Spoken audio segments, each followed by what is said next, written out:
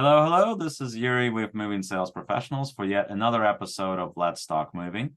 And with me today, I have Ellis Ishee, Vice President of Sales and Service with Black Tie Moving out of Nashville, Tennessee, with 25 years of leadership experience from big box retail to moving industry. He's a true expert in the sales world. And today we're going to talk about the consulting side of the moving estimates. How are you doing today, Ellis? I'm doing good. How are you? Good. So I meant to ask you, so you've been obviously lots of sales. How did you get started in moving? It was kind of a mistake. I would say I tripped into it, if you will. I was in big box retail, running 1/3 of the U.S.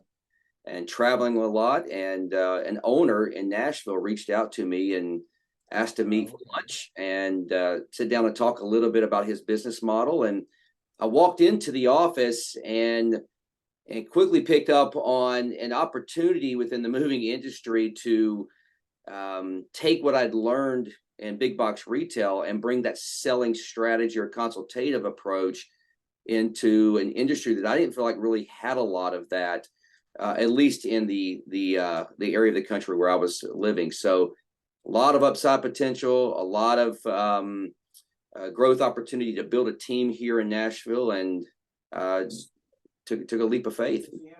So just very briefly, just for those people that don't know, what is big box retail? Yeah, so big box retail is really any large company that does mass department size selling. Examples of that would be Dillard's or Macy's. In my case, it was a company called DXL, and it was for us it was clothing. So we did a lot of clothing and suits for gentlemen. Okay. So you sold that to department stores, or was that what you were doing? Yeah, we were a store, so we had brick Right. and mortar throughout the U.S., and I covered Pennsylvania all the way to Miami, all the way across to Texas at the time. Yeah, when I met Dustin and his great company here at Black Tie Moving, I saw an opportunity really to take my background and blend it with what Dustin was doing to create a sales team, if you will, that really knew how to engage and consult customers in a fascinating industry that I've not been a part of in the past. Yeah, no, I hear you, because that's exactly what I'm doing here with Moving Sales Professionals. That's what we got. We got a team of salespeople that certainly have that as a focus. So getting back to estimating, we span off a little bit here, but what is it about estimating moving specifically that you find unique in comparison to other estimate related industries? Well, you have other estimates. It may be project driven, right? And in the moving world, it's more of a time bound. To me, the moving is a very personal thing for a customer. I always try to relate back the service that we're doing. How does that relate to the life? Excuse me, the life of a customer, and we're talking about their personal belongings. We're talking about memories. We're talking about family heirlooms. And then you couple that with the painstaking process of buying or renting a home. You really have to get to know your client in a very short amount of time and build a relationship with them that creates trust. And all the while you're doing this, you have these other sharks that are circling that same customer, your competition, that wants to do the same thing. So, what sets us apart to makes the customer feel like we're the local mover they can trust. Okay. And what does set Black Tie Moving apart that you're a local mover that they can trust? And now for a quick message from our sponsors. For a limited time only, we have partnered with an SEO and marketing company with discounted rates for their services. Schedule an appointment via Calendly link below to learn more. Thank you. And now getting back to the podcast. It's the sales team. It is the personal connection that we're able to make with customers. And I can, we'll delve into that a little bit more about how we do that. But it is the connection that I make with you, that you make with me in that short window of the estimate process. Right. And I like nobody, I can certainly understand that, because that's the big deal with our company, with Moving Sales Professionals, is that we work individually, we work custom, and none of the customers, quote unquote, of our clients, the moving companies, would ever feel like they're talking to an outside party, like they're talking to somebody else, because of the connection that we built. We've definitely harp on that. There's a lot of industries, call centers, etc. They talk about scripting and they say, "Oh, well, did you do the script?" Louis Massaro talks about scripting a lot.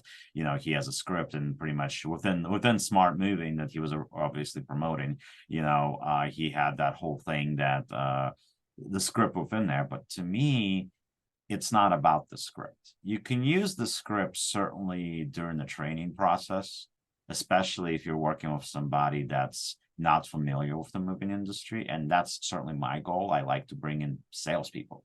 I don't actually, history so far and experience so far have shown that bringing in salespeople from other moving companies is generally, and in my case, tested and proved 100% is a big mistake, because they come with bad habits. They come with things that you need to fix. And let's put it this way, for an example, if this is a salesperson that worked for a company and his job was book, just put it on the calendar. Correctly quoted, not correctly quoted, doesn't matter. Just put it on the calendar and the foreman will deal with it on the day of the day, on the day of the move. It's not your problem, right? If that salesperson like that comes to me, they're going to find that that's not okay with us, because with us, we don't want you to just book a job. We want you to book it correctly, because ultimately, yeah, I mean, there are some moving companies where the foreman and the dispatch department and operations and whatever else handle all the issues, and the salespeople here don't have to deal with any of that. That we do have a couple of companies like that. But as a whole and as a rule, I teach my people how to quote. I teach my people how to do it right, because ultimately, since we're not done at the point of sale, we're fully expecting, if there's going to be any kind of issue, we're fully expecting to get that phone call. So if you do it right the first time, if you do it right when you book it, that phone call is going to take 2 minutes where the customer is going to say, "Oh yeah, that's right, you told me about this," or something along those lines. But it's not going to be a huge issue. It's like, knock on wood, it's very rare that we have arguments with clients. It's very, very rare that we have arguments with customers or people that are looking to move, and we'd like to keep it that way. So for that reason, bringing in people from other companies that we don't know how they taught, we don't know what they taught, and frankly, the biggest issue from everybody coming from everywhere else is follow-up. It's just not there.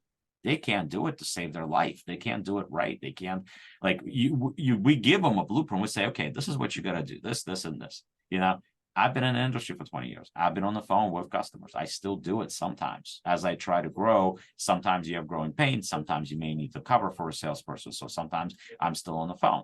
And very rarely do I have these issues. But once again, that's because of what we teach here. We don't have a single person here that came from another moving company except me. Yeah, and so you're speaking my love language, because it's the same for me. So when I built my team, I intentionally went out and found people with no industry experience, but people who, couple things, right? So for me, they were people smart, meaning they could interact and engage with different types of people. And number two, they were super coachable. Because in my area, if you work on my team, you have to be coachable. And you talked about scripting a little bit. To me, scripting is the framework by which you build a process. Yes. And so just like you know, every home has a frame, and you can look at that frame, but you can't really tell the artistic and the beauty behind the finished product of that home. It's literally just there to hold the home up. You know, a script for a salesperson or a sales consultant is the framework on how they begin the engagement, right, and how maybe they overcome objections or stalls. But the artistic approach to consulting is very different. And that's what's taught through coaching and shadowing.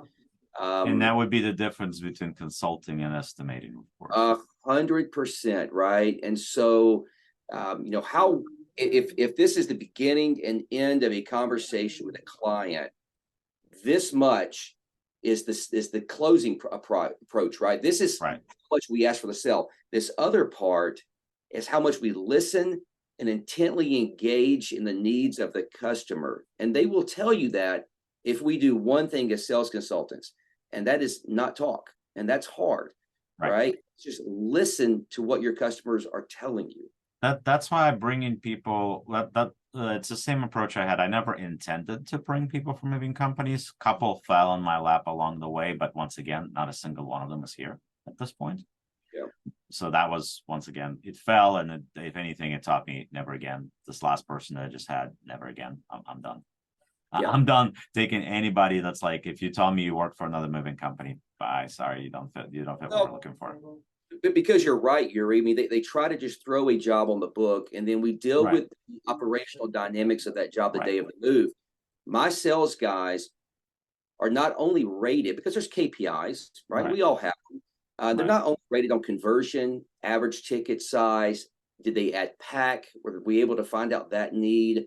But they're also measured on accuracy, right? So what did they quote the customer based on what they closed out at? Right. And my guys have to be within a certain criterion there, operationally speaking. Right. Because you could be closing a lot. And now for a quick message from our sponsors. If you're a moving business owner, you may have already heard of Moversville, an email marketing service that helps moving companies increase, repeat, and referral business. But have you heard of Moversville Connect? Moversville Connect is an incredible resource for all things moving. They feature an array of vendors and services that cater specifically to the moving industry. You can find companies that provide moving software, moving sales services, marketing services, moving equipment providers, and much, much more.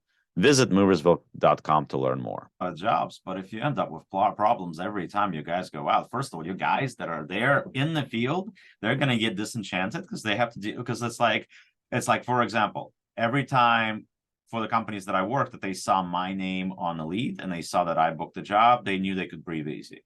If it was somebody else, it was like, because they knew that there was probably going to be some issue happening. And that's one thing that we want to avoid. Yeah, do we want to book jobs? Sure. But my thing is this, first of all, it's okay not to book a certain customer. We all know who these people are, and we all know what they sound like. If you're getting screamed at and you haven't even quoted, that's your hint to walk away. Don't continue. It's not worth the battle. It's not worth it, because you're going to be stressed out, and then God forbid you're going to be even more stressed out on the day of the move, because your guys are going to be stressed out. The owner of the company is going to be stressed out. The sales team is going to be stressed out, because they're all going to have to deal with this person and whatever they think that the move is. They think what the move should cost. They think how long the move should take, and they all think that they know better than us in the industry that have been doing this for 20 years. Yeah, and you're right. So anytime my guys think that we run into that person, right? We talk about that, and so we don't throw prices out to hook a customer. We itemize our inventory, slow the process down. My guys are required to operationally really engage about that day of the move before we ever earn the right to discuss price down the road of that conversation. So, and by the way, let's just say we get on a move and things are going south. Things are not, we show up, what we were told is not accurate. That operational guy, that mover, can have direct contact with my sales guy, so that there's a synergy, not silos, between that conversation with the customer, because we can call a customer and say, hey, Yuri, you and I did a virtual estimate. We had conversation about your basement, but you told me there was nothing in your attic. And now we're talking about additional timing. We're talking about additional pricing. Maybe it's not safe conditions. So we're going to have to hook up and work together at some point, because we're speaking the same language, because this is the same thing that I preach. Yeah. Like for us, look, we have competition. Those of you guys that are out there, you know who they are. I'm not going to voice them because I don't want to give them any playtime. But we do have competition out there that have call centers that are U.S., or they say they are U.S. Like we are. We are 100% U.S. But for us, for example, that we are not done at the points of sale. Our competition is. So we are not done at the point of sale. We're still talking to the customer the day of the move. And what you're talking about, that's exactly the conversation. That's one of my pitches that I make to every single potential client, is I tell them, look, on the day of the move, let's say you have 2 jobs. Your first guy got there and it's a huge job. call the salesperson and book the job. The salesperson is going to call John. John, you filled out information. You gave me the full inventory. You told me that was everything. Is that correct? Yeah. Well, John, where did that extra 500 boxes come from? Oh, I forgot about a storage unit. Well, John, no problem. But you have two options now. A, we move the items on the inventory, which is going to be roughly around the estimate that we gave you. Or B, we move everything, but of course now the price is going to change because A, is going to take more time, B, it's going to weigh more, or more hours, more packing, whatever the case may be, whatever it's local move, long distance move, whatever it may be. Which do you want to choose? And at that point, John makes a choice. Versus the other way around, where John is going to tell your foreman, I told them everything. I don't know what happened. Now you as the owner are stuck in a situation where you probably have to give John a discount. John just threw us under the bus. You're not really giving us any time of play. Or if you are at that point getting in touch with us, by that point, it's too late, because by that point, you already have a customer believing he's going to get something out of you. Yeah, and you're 100% right, of course, and that leads to claims, that leads to so many other things, and so I think it's overly important that we have those rich conversations, that we don't throw a price at the wall to see what sticks, that we take operational time to do it right, and there's synergy, right, between the two sides. Right. There's got to be, and the other part too is that I tell movers this all the time, especially new ones. The ones that don't have policies in place yet, I said, look, you are building a new company. Now is the time to build the policy. This has got to be part of the process. You got two jobs. You guys got the first one. It's bigger. Call us. We'll call the customer. We'll prep them to let them know that they're going to be paying more money because the move is going to be bigger. Then we call the second job. We say, hey, we know we have a move schedule between 1 and 3, but we just got to the first job. It's bigger. So we have a couple of options. A, we still going to come to you, but it's going to be later today, maybe 3 and 5, something like that. The guys will call you. But the good thing is that you have time to move a few things over. You have time to go to work. You can do, you have a myriad of options, right? Or B, if you really need to reschedule, move to a different day, we can do that too, because if you needed that time. Or if at this point you just absolutely have to move at that time and you want to schedule a different mover or try to schedule a different mover, that's fine. We'll refund your deposit. But the point is that with that whole scenario, with that whole conversation, you set yourself up to not have issues, not have claims, not have guys that finally get there to that job. Because usually what happens, we get a call at 3 p.m. for a 1 to 3 job, and the customer goes, where are the guys? I haven't heard from anybody. And at that point, we sound like idiots because we don't know what's going on either. And then we find out that the movers are not even get there for another 2 hours. At that point, by the time they get there, first of all, they're going to pick on every little thing your movers do. Your mover's tired, not moving fast enough, they're going to pick on them. There's a scratch for 20 years ago, they're going to say that they did it. You can forget about tips. At that point, you're not getting a tip. You just inconvenienced the man. So, like you got to do something like that, and that's something. The best thing to do it is to teach him now, today, not in 20 years. And what you just described is what I preach all the time. It's called communication. And it's communication, not just when we're asking for the deposit, but it's communication on the difficult conversations or the adjustments that have to be made. But 9 times out of 10, with a reasonable customer, if you'll just communicate with them what's going on, good, bad, or indifferent, you avoid all the issues you just discussed. So they want to be part of the process. They want to be in the know. That's right. That's right. Yeah, and that's I mean, not what we're talking about, something that happens after, but that's when we earn the right to get their business. We want to continue like that. At that point, you're not done yet. You continue earning that right and earning any future right and any future referral and any future review and anything else with the way that you behave, with the way that you treat the customer, with the way that we are as a sales team, with the way your customer service people, your dispatch people, your operations people, your guys on the ground are, and how they treat the customer. All of that is part of the big machine that is the moving company that we're all want to make sure runs smoothly and grows to, great heights. Nobody is we're all consumers, right? We're sales guys, but we're also consumers.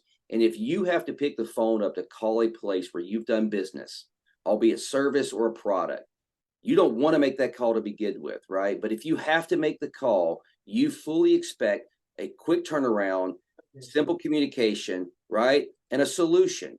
And if we have to practice that as the givers of the service as much as we expect it as clients. So it's a basic philosophy, but the adage that simple is hard, it can be true, right? But that goes back to leadership and how we're able to create these processes that you and I are talking about within our cultures, to where this is a non-negotiable standard. I mean, this is you better not catch, or I better not catch this not happening with people who have trusted us on one of the most painstaking things they have to do in their life, and that's move, right? Let's not make it worse than it already is for a lot of people who have to move. Right. And our goal, of course, is to make it easy. Yes. And our goal, of course, is to keep our name for a reason. We don't want to be like every Joe Schmo that picks a truck and wakes up in the morning and says, "Hey, I have a pickup truck. Let me be a moving company." That's you right. know, it's a lot harder than that. There's this whole process that takes time to build a culture, to build a name, to build a brand. Obviously, Black Tie Moving is a brand. Moving Sales Professionals, although a still young brand, still a brand at this point. So every moving company, that should be your goal, is to build a brand. You don't want to be one of those companies that changes their name every 6 months. You really don't. You don't. And here's the thing. I mean, when you're selling a promise, right? And so I can promise you to do anything. The customer believes me. What we just discussed, that operational communication, is the commitment to follow through with the promise, which was the sell. So, anybody can sell anything, moving sales professionals, Black Tie Moving, but how do we engage the customer the day of the move? How do we, wow them, create world-class experiences, whatever verbiage we use in our organization, and everything we discuss is a big part of the commitment side of the promise up front. Right. And a lot of companies use the words raving fans a lot, right? There's a lot of places out there that talk about that type of stuff, about building raving fans. Well, that's how you do it. That's it. But either way, me and Ellis, you and I can talk about this for many hours, because we're speaking the same language here. So guys, keep tuning in. We're gonna put some links here for Black Tie Moving, of course. And as I always say, the world moves on its own, so let the professionals move yours for you. Thank you very much for joining us for our podcast and for tuning in. Continue liking, subscribing, and check out everything that we do. Check out all our episodes. Thank you so much. And Ellis, thank you so much for joining us. It's a pleasure. My pleasure. Thank you.